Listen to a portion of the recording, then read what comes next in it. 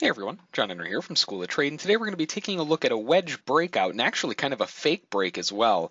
Let me place my stop here. We're long one contract, 44.95. Target's going to come off at 45.30. We'll do 36, should be okay.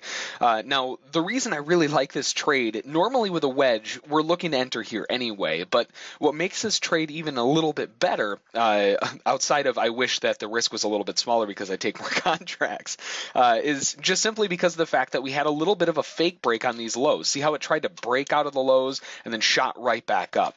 A lot of the breakout traders on the downside are going to try to take that and get in a little bit early. You'll notice it never actually triggered it in if you were waiting for the conservative entry at 44.55. Now, that being said, there's a lot of people that are stuck short. Well, not stuck anymore. They just got stopped out in this move higher. So a lot of people are stuck and tried getting into the downside, and they got whipped out. And now we're shooting right back up to the upside. So that fake break leading into an opposite break on the other side of this wedge here, plus triggering in at the conservative entry at 44.95 makes this a really high percentage setup. Now, again, I really wish that the risk was a little bit smaller. Right now, the risk from our entry back down to these lows is about 40 ticks. So we can't really go in with a ton of contracts, but we can go in with one at least, and then looking for our first target and only target off at 45.36. So if we can get that one target off up at these highs here, we're looking to take off 41. So it's pretty much a one-to-one trade versus our risk. Based on what we're seeing right now with this explosive move to the upside, we know that the sellers got stuck in this. You could probably ratchet your stop up to be, maybe not as intense as 40 ticks, but as it stands right now, where it's sitting, I'm more than happy leaving my stop down here at 44.56 and just kind of letting it run.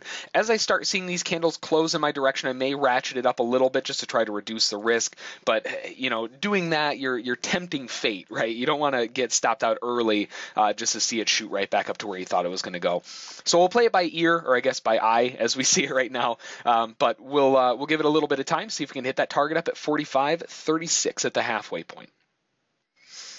All right, we're getting a lot of continuing volume here. Big burst in volume. I ratcheted my stop up underneath that big bursting candle here at 44.76. I really don't want to see price come back below that candle.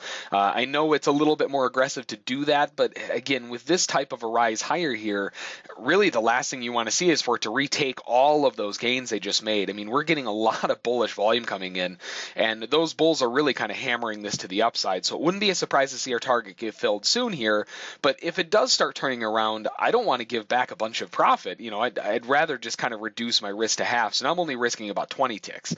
And you can see it's fluctuating around a little bit. There's a lot of people trying to figure out what just happened here. This candle that just fired off right at the open, 44.77 all the way up, is 53 ticks. So a unidirectional 50 ticks in one move right after the open. Definitely a lot of profit taking, but on top of that, a lot of people are going to start chasing this if it starts pulling back. So kind of looking at this as sort of a mixed bag at the moment, but I just wanted to do a quick update here. We are getting close to our target, came about a couple ticks away, so not really reason enough to ratchet our stop up any tighter than this.